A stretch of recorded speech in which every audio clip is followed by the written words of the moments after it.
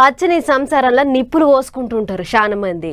7 అడుగులేసి పెళ్లి చేసుకున్న ఇంటామే కన్న పిల్లలు ఉండంగానే ఇంకొకళ్ళతోని సంబంధాలు పెట్టుకుంటా మంది నోళ్ళలా పడుతుంటారు. సరే మామూలు అంటే ఏమో అనుకుంటాం కానీ పెద్ద పెద్ద లీడర్ సాబులు కూడా అట్లనే చేస్తుర్రంటే ఏమనాలిగా.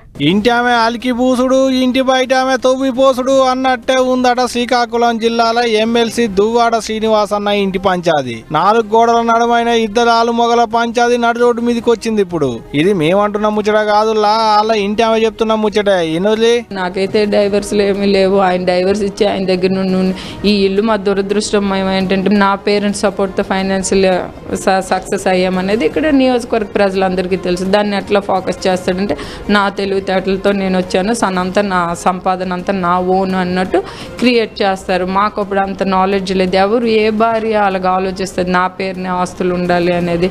ఆయన పేరుని ఆయన పలాస నుండి ఏం తెచ్చుకోలేదు. అంతా నా సపోర్టు, నా పేరెంట్స్ ఫైనాన్షియల్ బ్యాక్గ్రౌండ్తో పొలిటికల్గా కానీ ఫైనాన్షియల్గా కానీ సక్సెస్ అయ్యాం. కానీ మాకు ఇలాంటివి ఉంటాయి అనేది నాకు ఐడియా లేదు.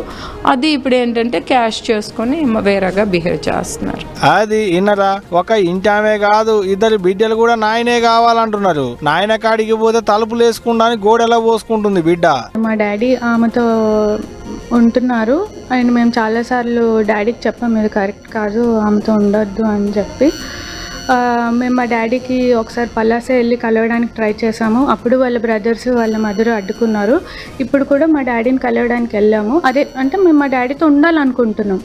సో మేము కలవడానికి మాట్లాడదామని మా డాడీతో ఉందామని వెళ్ళాము. కానీ వాళ్ళు డోర్స్ అవన్నీ లాక్ చేసుకొని లోపల ఉన్నాం. మరి ఫోన్లో ఏమన్నా చేసి నాయనతో ఏమన్నా మాట్లాడిలా అని అడిగితే మెసేజెస్ చేసాం, కాల్స్ చేసాం, ఆయన ఏం రెస్పాండ్ అవ్వలేదు. ఇన్నరా, ఇక వాళ్ళట్టు అంటుంటే గీమేమంటుందో అది కూడా ఇన్నో పాలి. పిల్లలు క్వశ్చన్ చేస్తారనే ఇప్పుడు నేను శ్రీని గారితో ఉండదామని డిసైడ్ అయ్యాను. ఎందుకంటే ఇది వచ్చిన ఈ మచ్చ ఎప్పటికీ లైఫ్ లో పోదు. నేను చెప్పినా సరే ఎవరు నమ్మరు. నాకు శ్రీని గారితో నేను మాట్లాడలేదని ఎవరు నమ్మరు. ఎందుకంటే అది ఎంత స్ప్రెడ్ అవ్వాలో స్టేట్ లెవెల్ స్ప్రెడ్ అయింది. సో ఇక్కడతో ఇది ఎండ్ అయిపోతే పిల్లలకి మంచిది, నాకు మంచిదని డెసిషన్ నేను తీసుకోవాల్సి వచ్చింది. డైవర్స్ అవ్వకుండా పెళ్లి చేసుకోకూడదు కదండి.